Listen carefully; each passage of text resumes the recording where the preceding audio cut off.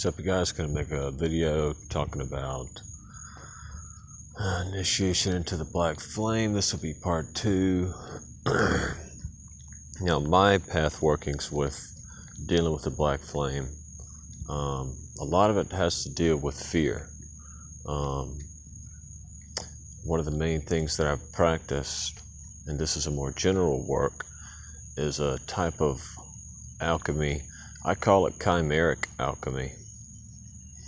And that's essentially one thing. Another thing too is I'm believe in chaos.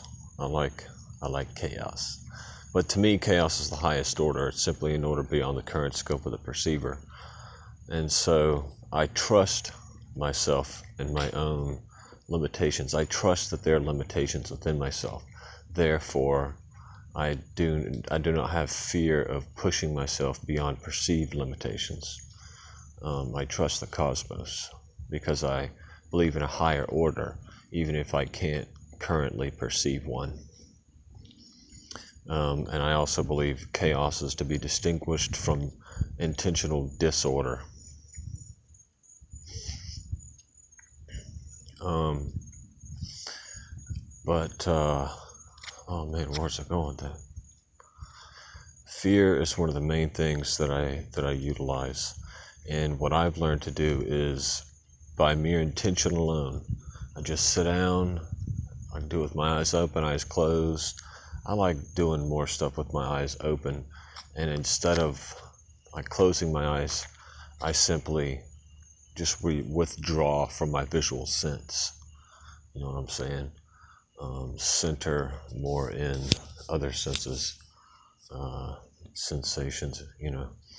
But so I use intention alone to generate impulses of fear.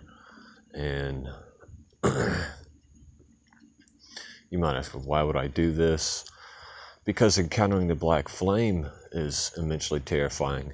And over the years, since 2010, working with the energy of fear, I've been able to get to a point where I can handle pretty much the aura of these beings.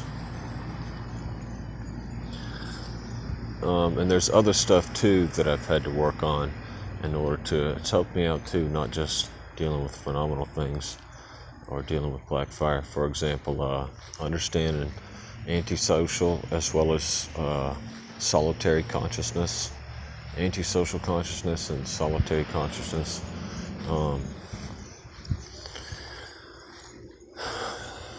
I think I might have mentioned this in my other video, but natural response to true antisocial consciousness is a really negative sensation. It's a really negative response when social consciousness encounters true antisocial consciousness. It's almost like a alchemical reaction. It's just a natural response. Social consciousness naturally experiences fear when encountering antisocial consciousness.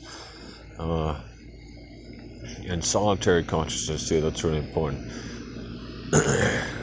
that entails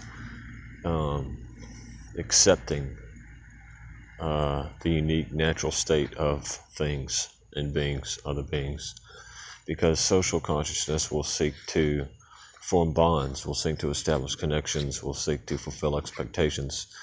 And so when all those things fail to occur, forming bonds, meeting expectations, social consciousness experiences more negative sensations, negative responses. And this is merely upon encountering. No interaction has even taken place yet, and social consciousness is already experiencing all these negative responses. So in order to work with entities like black fire, black flame, you have to have understanding of antisocial, solitary, as well as a grasp of yourself in a state of fear. And fear has a greater work too. Fear isn't just about, it's not just about, you don't just practice cultivating fear and withstanding, maintaining your center in fear just to freaking do it. Nor do you do it merely to bear the aura, the sensation, the natural response to encountering black flame. Fear also has greater utility, and that is to compel one into a new state.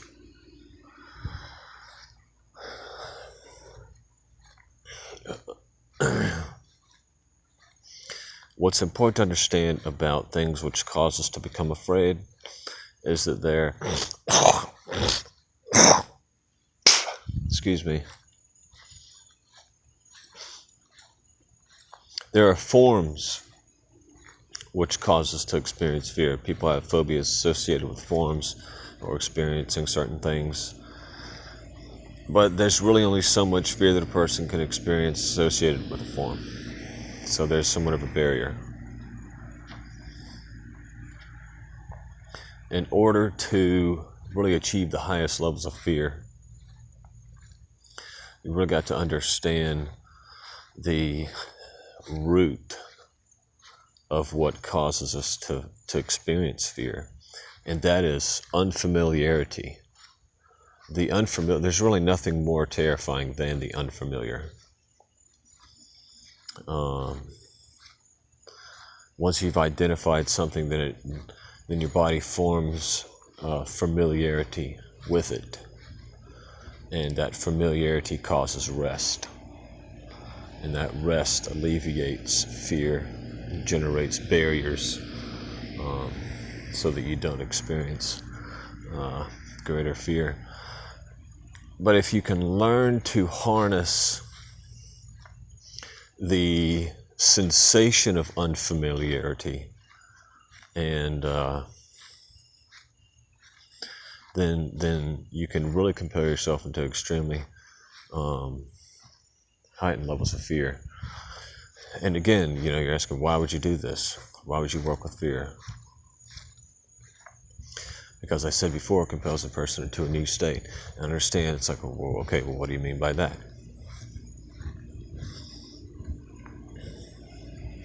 When a person feels fear, there's different responses you can have.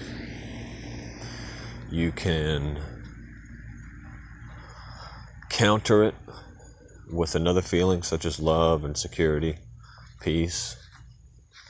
You can overcome the fear, and win victory over the fear, win a battle over the fear. But my method is, rather than countering the fear, rather than trying to overcome the fear, rather than trying to disrupt or dispel the fear in any way, my method is to maintain my own center regardless of the level of fear that I'm experiencing. And that is the main key. That's what I mean. Fear will compel you into a new state. Fear will compel you into a state which you're not familiar, which will immediately invoke extreme levels of fear. But if you can maintain yourself, then you can cultivate a self-grounded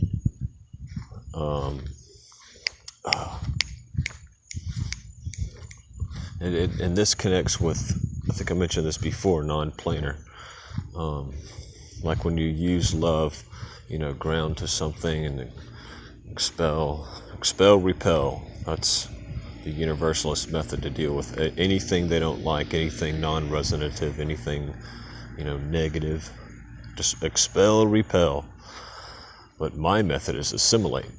That's why you don't overcome the fear. That's why you instead bask in it, and you maintain your center. Because really what occurs is you have a metaphysical center, but and familiarity kind of creates like a tunnel from your center to reality, and your consciousness generates a whole range of potentiality which forms these tunnels to your center. So nothing can really happen to you necessarily unless it passes through one of these tunnels. But when something draws close to your center and it's not passing through one of these tunnels, then sometimes you can sense that. Not many people can. They have to have a filter in order to encounter. They can't experience direct interaction from their center to anyway.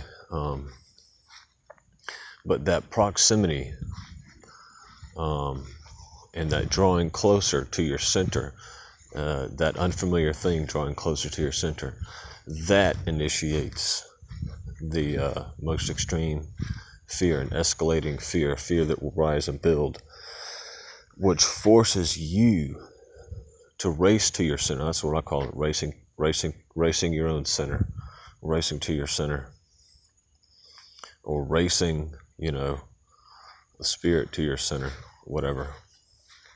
Because the unfamiliar thing will try and get to your center first. And if it gets to your center before you do, then you experience the throes. And there might be a lapse that goes by, a time lapse that goes by, and you have to recover. But I'm going to tell you, the throws suck. And there's lots of different types of throws. And it's not all necessarily negative, but I could classify it as an extreme emotion, peak beyond peak. In other words, it's not just peak, it's peak beyond peak. You peak and then hyper ramp, overload again. And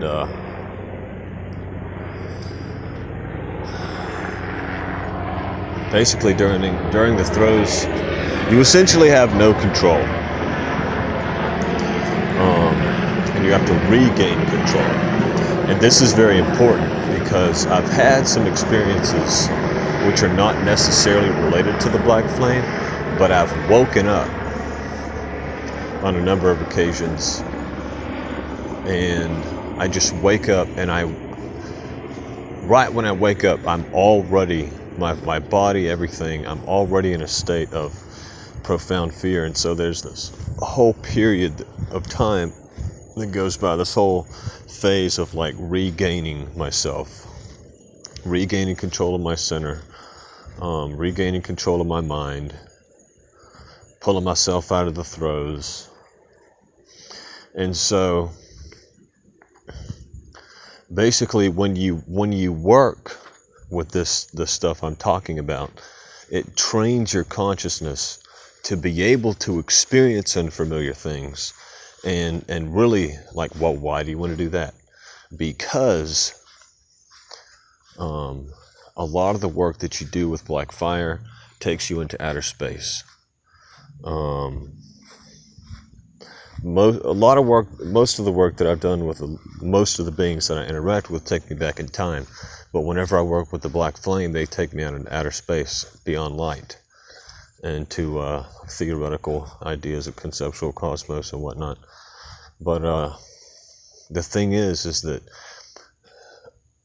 a vision of space itself, of lifeless space, can really be wildly more terrifying than a monster or phobia, especially lifeless space.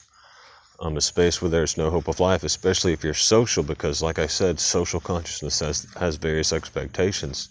So simply beholding a scene of space, a cosmic scape, wherein there's no life, is enough to send social consciousness into an extreme lapse, into the throes.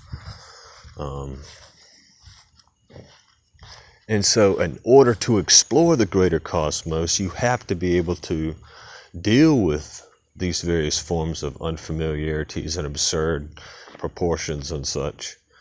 Absurd proportions can generate a sense of unfamiliarity because we kind of have operating system. But anyway, I'm going to try and close this down now. That's why I deal with fear. That's why fear is so important. And that's what's connected to the black flame is working with fear.